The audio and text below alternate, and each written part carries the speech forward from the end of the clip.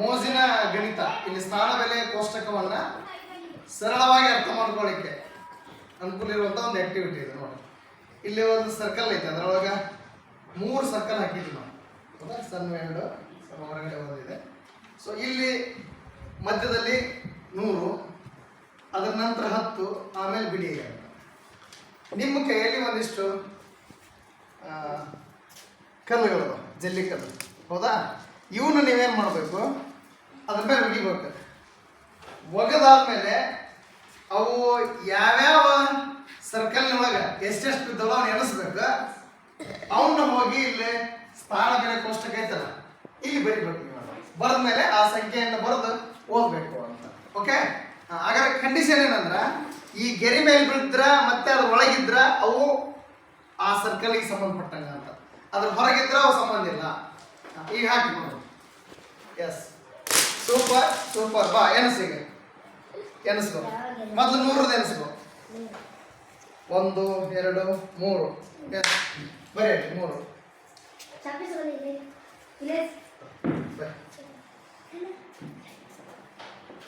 Very good.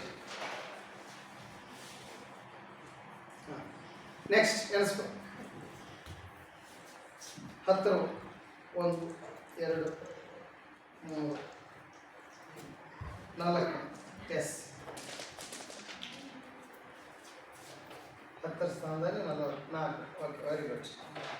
ಮತ್ತೆ ಬಿಡಿ ಸ್ಥಾನದಲ್ಲಿ 1 2 3, ಇಲ್ಲೊಂದಿದೆ ಅಂತ. ಎಸ್, 4. ಎಷ್ಟಾಯ್ತು? ಎಷ್ಟಾಯ್ತು ಅದು ಅಂತ ಹೇಳ. 344. ಎಸ್, ಇಲ್ಲಿ ಬಿಡಿ. 44.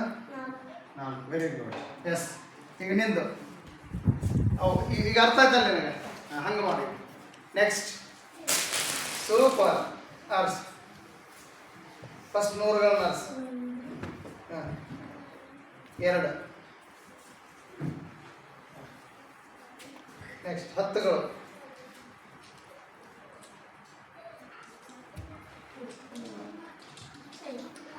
6. ಬರೀ 6 10ಗಳು. ಬಿಡಿ.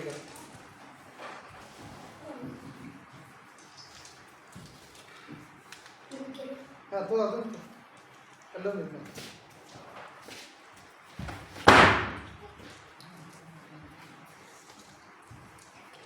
ಎಷ್ಟು?